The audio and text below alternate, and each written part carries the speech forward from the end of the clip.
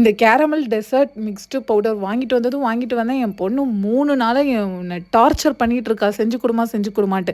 அதனால இன்னைக்கு சர்ப்ரைஸாக அவங்களுக்கு பண்ணுவோன்ட்டு அவங்கள ஸ்கூலுக்கு அனுப்பி வச்சுட்டு செய்ய ஆரம்பிச்சிட்டேன். ஒரு கிளாஸ் மில்க் எடுத்துக்கிட்டேன். அதில் வந்து அந்த பேக்கெட்ல இருந்து எடுத்த கேரமல் மிக்ஸ்டு இருக்குல்ல, அந்த பவுடரை கொட்டி நல்லா அரைச்சி விட்டுட்டு, கட்டியாலாம் இருக்கக்கூடாதுங்க.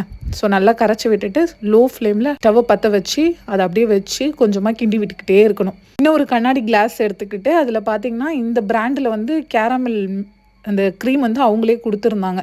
ஸோ அதை அப்படியே சும்மா ஓப்பன் பண்ணி அந்த கிளாஸில் விட்டு நல்லா ஸ்ப்ரெட் பண்ணி விட்டுக்கோங்க.